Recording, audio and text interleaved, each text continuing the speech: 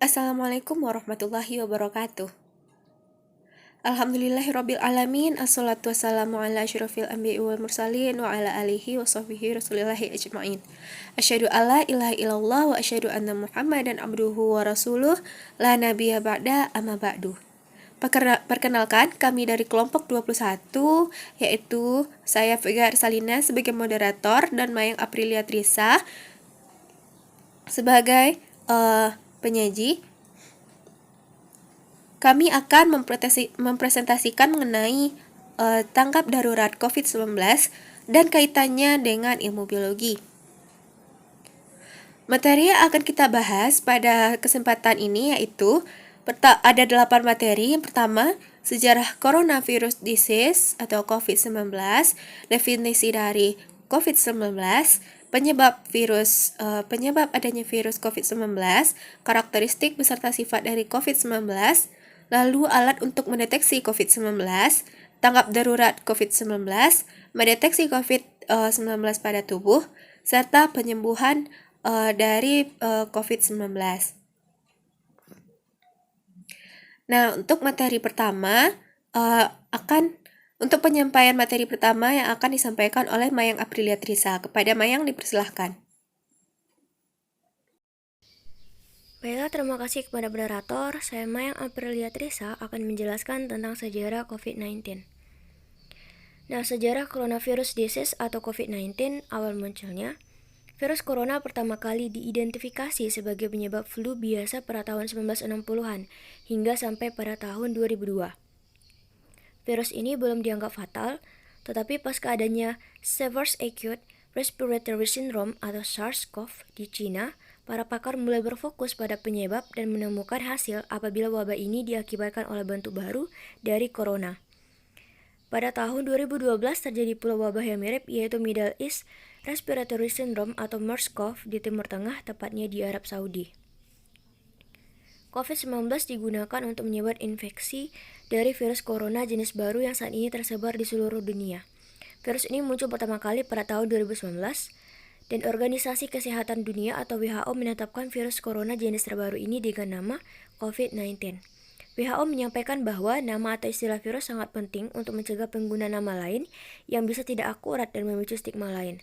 Sebelumnya, para ilmuwan menyebut virus ini dengan nama coronavirus 2019 nCoV yang mengacu pada novel coronavirus, kemudian disebut juga SARS-CoV-2. Virus ini pertama kali terdeteksi di Wuhan, China pada Desember 2019 yang kemudian dilabeli oleh WHO sebagai penerima global. Nah, didasarkan pada data yang diperoleh dari South Morning China Post dalam jurnal Zendranto pada tahun 2020, halaman 243, tercatat kasus pertama dari COVID-19 ini ditemukan pada seseorang yang berusia 55 tahun yang berasal dari Provinsi Hubei, China. Nah, kasus tersebut menurut data tercatat pada tanggal 17 November 2019 atau sebulan lebih awal dari catatan dokter di Wuhan. Setelah kasus 17 November 2019, sekitar 1 hingga 5 kasus baru muncul dan dilaporkan setiap hari hingga pada tanggal 15 Desember total masyarakat yang terinfeksi mencapai 27 orang. Kasus tersebut semakin meningkat setiap harinya dengan jumlah kasus mencapai 60 orang pada 20 Desember 2019 dan pada 27 Desember 2019, dokter-dokter di China baru menyadari bahwa virus yang mereka hadapi adalah virus corona jenis baru.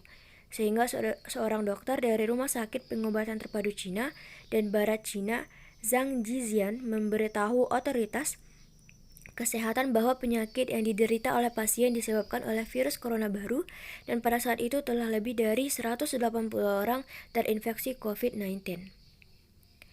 Nah, selanjutnya penyebaran dari SARS-CoV ini diduga dari kebiasaan masyarakat yang mengkonsumsi satwa liar seperti kelelawar, tikus, curut, karnivora, dan primata.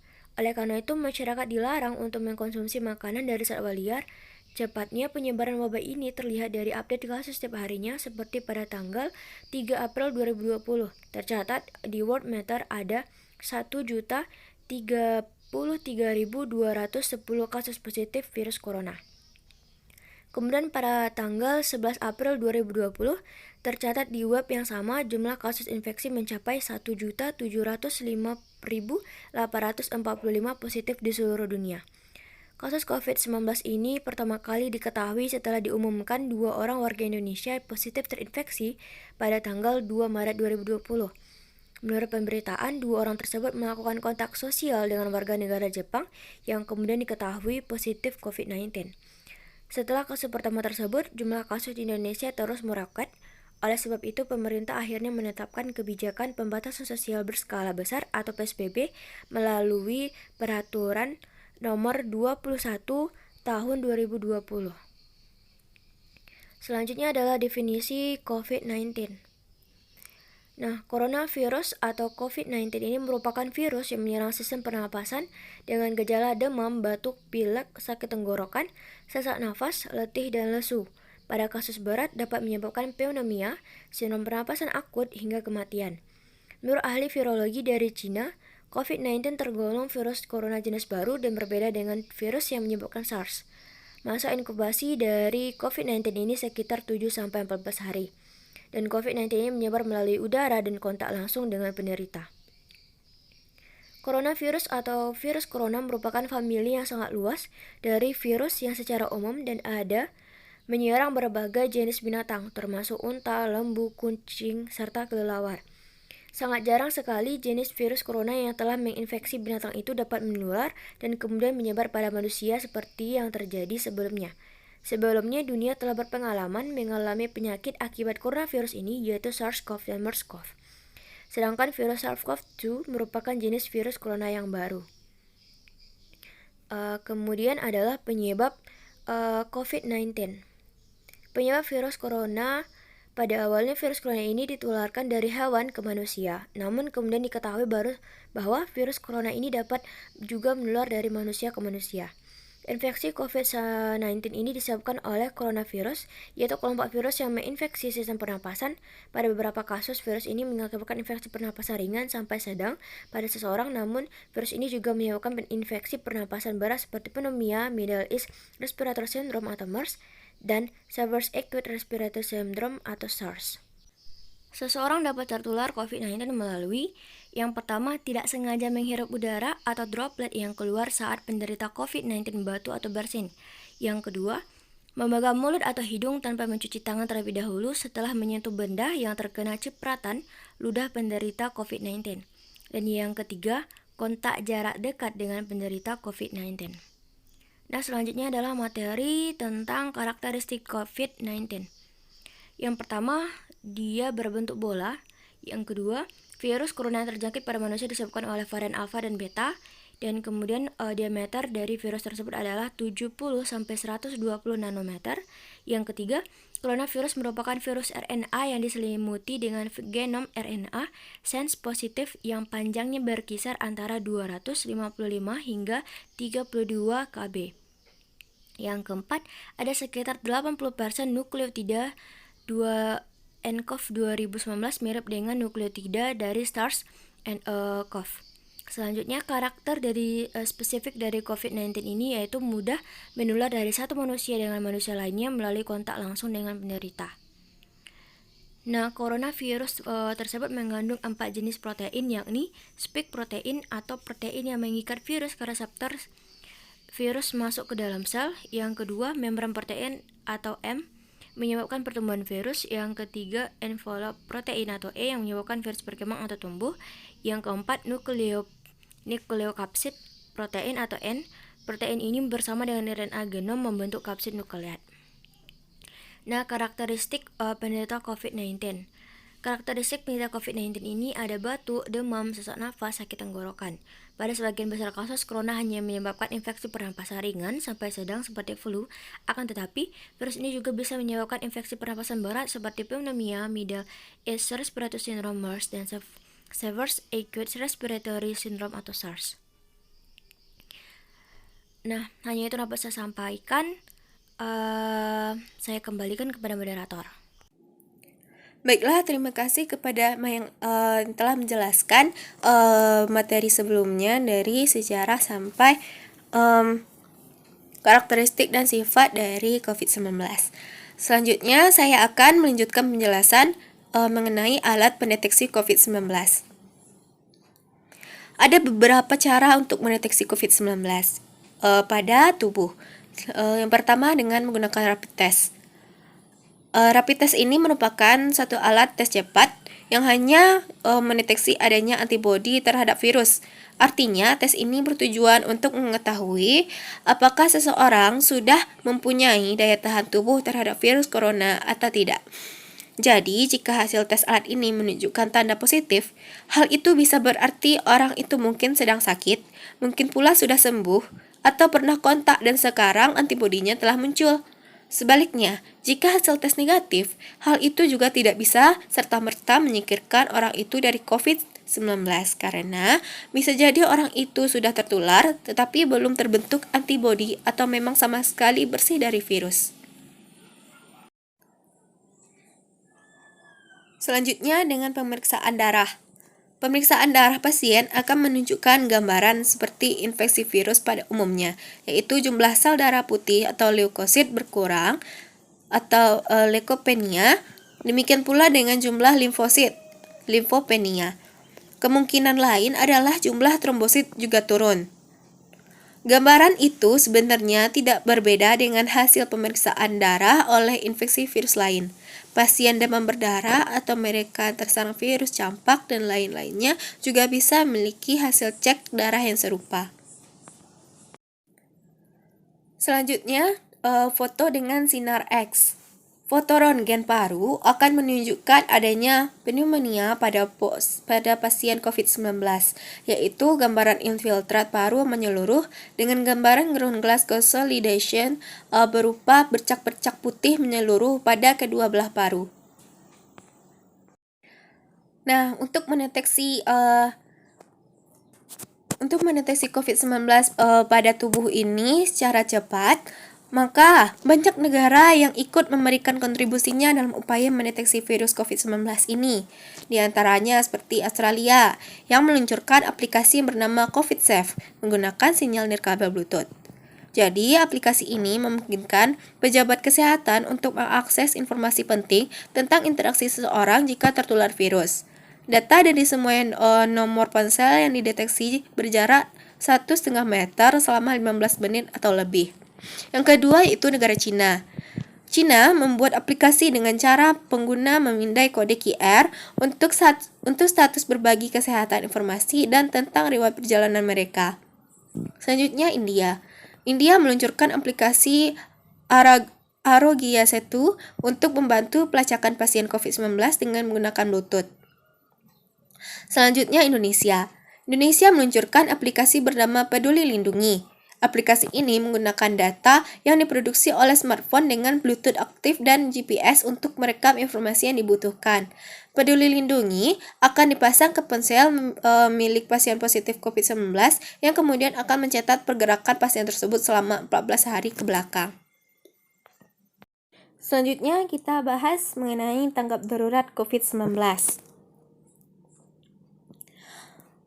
Untuk menangani wabah dari COVID-19 ini secara cepat, banyak hal yang dilakukan oleh pemerintah. Seperti pemerintah dengan membentuk tim Satuan Tugas Penanggulangan COVID-19 yang dipimpin langsung oleh Presiden. Selanjutnya, pada tanggal 13 Maret 2020, Presiden menandatangani Keputusan Presiden Nomor 7 Tahun 2020 tentang gugus tugas percepatan penanganan COVID-19. Selanjutnya, adanya penambahan rumah sakit rujukan untuk pasien COVID-19. Awalnya disiapkan 100 rumah sakit pemerintah, lalu ditambah menjadi 132 rumah sakit pemerintah, 109 rumah sakit milik TNI, 53 rumah sakit Polri, dan 65 rumah sakit BUMN. Tanggal 15 Maret 2020, Presiden meminta Pemda membuat kebijakan belajar dari rumah untuk pelajar dan mahasiswa. Selanjutnya, Presiden juga menetapkan peraturan tentang pembatasan sosial berskala besar melalui Peraturan Pemerintah Nomor 21 Tahun 2020 tentang pembatasan sosial berskala atau PSBB dalam rangka percepatan penanganan COVID-19. Presiden juga menerapkan Keputusan Presiden Nomor 11 Tahun 2020 tentang penetapan kedaruratan kesehatan masyarakat COVID-19. Selanjutnya, Kementerian Perhubungan segera mengeluarkan surat edaran yang mengatur transportasi darat. laut, dan udara yang berlandaskan pada Surat Edaran Nomor 7 Tahun 2020 tentang kriteria persyaratan perjalanan orang dalam masa adaptasi kebiasaan baru menuju masyarakat produktif dan aman COVID-19. Keputusan Menteri Kesehatan Nomor HK01 7 Menkes 382 2020 tentang protokol kesehatan bagi masyarakat di tempat dan fasilitas umum dalam rangka pencegahan dan pengendalian COVID-19. Lalu, bagaimana sih mendeteksi COVID-19 dalam tubuh? Nah, dalam membantu mendeteksi COVID-19 dalam tubuh, kita harus mengetahui yang pertama gejala. Gejala apabila seorang terjangkit, apabila tubuh terjangkit atau tidak dari COVID-19 ini. Apabila tubuh mengalami demam dengan suhu tubuh di atas 38 derajat Celcius, flu, batuk, serta sesak napas, maka kemungkinan ia terjangkit COVID-19. Gejala ini umumnya muncul dalam waktu 2 hari sampai 2 minggu setelah penderita terpapar COVID-19. Oleh karena itu, jika mengalami gejala ini, harus cepat-cepat memeriksakan diri ke rumah sakit terdekat. Selanjutnya, bagaimana sih COVID-19 ini bisa tertular kepada tubuh kita? Nah, penularan ini bisa melalui kebiasaan kita, seperti megang mulut dan hidung tanpa mencuci tangan terlebih dahulu setelah menyentuh benda-benda yang kemungkinan terkena cipratan ludah terkena cipratan ludah atau droplet penderita COVID-19 yang dikeluarkan saat bersin ataupun batuk. Lalu, bagaimana mendiagnosisnya? Nah, mendiagnosis yang dilakukan ini berkaitan dengan ilmu biologi, yaitu salah satunya di bidang bioteknologi, yang mana dalam cara-cara diagnosis ini memerlukan sampel dari penderita dan mendeteksi virus yang terdapat pada sampel tersebut. Nah, penerapan dari bioteknologi ini seperti yang telah jelaskan sebelumnya, alat-alat pendeteksi COVID-19, yaitu dengan menggunakan rapid test untuk mendeteksi antibodi yang diproduksi oleh tubuh untuk melawan virus corona tadi. Selanjutnya tadi ada mengenai seperti swab test atau tes PCR untuk mendeteksi virus corona di dalam dahak. Lalu bisa juga dengan menggunakan CT scan atau röntgen yang telah jelaskan sebelumnya. Lalu tes menggunakan alat genose juga bisa digunakan untuk screening atau pemeriksaan awal untuk mendeteksi virus corona. Genose C19 adalah alat yang dibuat khusus oleh para ahli dari Universitas Gadjah Mada untuk mendeteksi infeksi virus corona melalui embusan nafas. Di Indonesia, Genose telah mengantongi izin edar dan izin pakai dari Kementerian Kesehatan Republik Indonesia. Penggunaan Genose untuk mendeteksi penyakit COVID-19 melalui embusan napas telah dijadikan salah satu alternatif screening kesehatan pada berbagai moda transportasi umum selama pandemi COVID-19. Namun hasil rapid test COVID-19 maupun tes dari Genose jika positif, kemungkinan besar menunjukkan bahwa tubuh memang sudah terdeteksi virus corona. Namun bisa juga berarti tubuh terinfeksi kuman atau virus yang lain. Sebaliknya, hasil rapid test COVID-19 negatif belum tentu menandakan bahwa tubuh mutlak terbebas dari COVID-19. Lalu bagaimana sih cara penyembuhan dari COVID-19?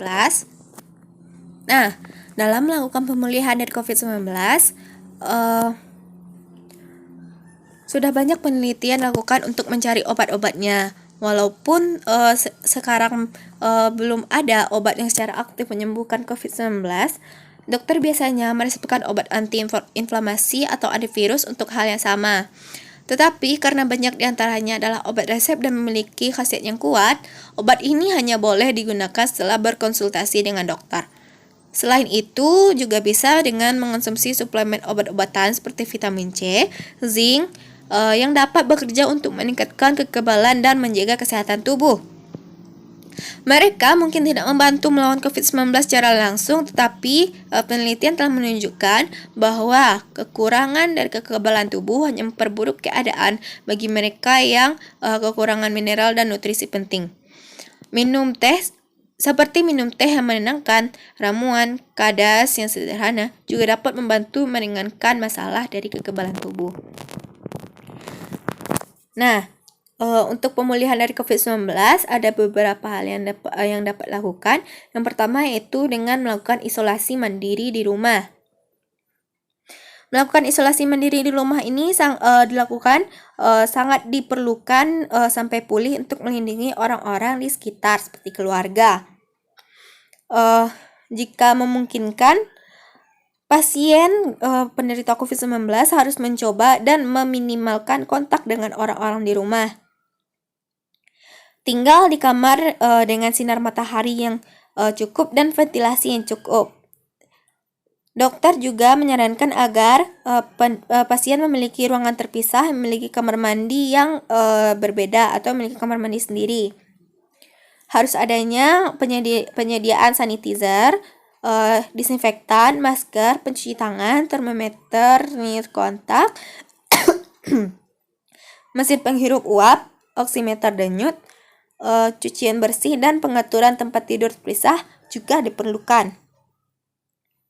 Nah, selanjutnya pasien juga harus mengelola gejala pernapasannya. Gejala pernapasan seperti batuk, pilek, sakit tenggorokan merupakan sampai sekarang masih menjadi penyebab tetap menjadi beberapa gejala yang paling sering dilaporkan dengan penderita COVID-19. Oleh karena itu, obat-obatan yang dijual bebas seperti sirup obat batuk, semprotan hidung, dan pelega tenggorokan patut sekali sangat disarankan untuk disimpan di tangan. Selanjutnya,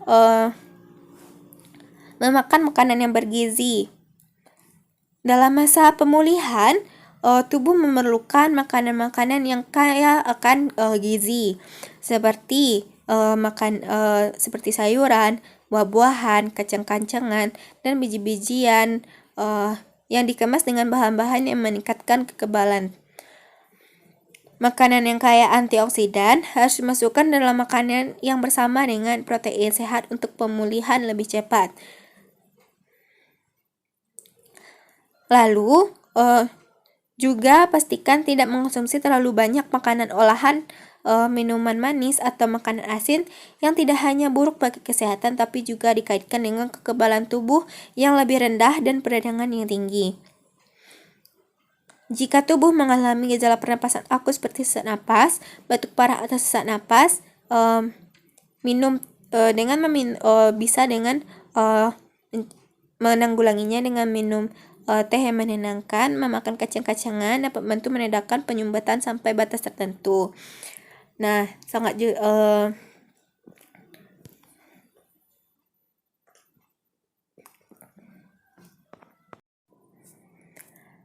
dari penjelasan keseluruhan tadi dapat disimpulkan bahwa coronavirus disease atau COVID-19 ini adalah salah satu virus yang dapat menginfeksi saluran pernafasan pada manusia. Penyebarannya itu sangat cepat karena seseorang dapat tertular secara sengaja ataupun tidak, seperti kontak langsung dengan pasien atau secara tidak sengaja dengan cara tidak sengaja menghirup droplet yang dikeluarkan pasien COVID-19 saat bersin ataupun batuk. Banyak sekali tanggap darurat yang dapat dilakukan dalam kasus pandemi COVID-19 ini, yaitu dengan melakukan pemeriksaan tes COVID-19 dengan cara rapid test, swab PCR, CT scan, atau dengan cara tes genose. Selain melakukan pemeriksaan, tanggap darurat bagi yang belum terpapar virus ini dengan cara melakukan pencegahan seperti menerapkan protokol kesehatan yang telah diterapkan pemerintah. Bagi penderita COVID-19, tanggap daruratnya dengan melakukan berbagai macam pengobatan seperti isolasi mandiri dan hal-hal yang dianjurkan oleh dokter. Sekian presentasi dan penjelasan dari kami mengenai COVID-19, tanggap darurat COVID-19 beserta kaitannya dengan ilmu biologi. Jika ada kesalahan, kami mohon maaf. Untuk jika ada tambahan materi dan jika ada pertanyaan, silahkan rekan-rekan semua menuliskannya di kolom komentar. Saya sebagai moderator mengucapkan mohon maaf sekali lagi apabila ada kesalahan, dan terima kasih. Wabillahi taufik wal hidayah. Assalamualaikum warahmatullahi wabarakatuh.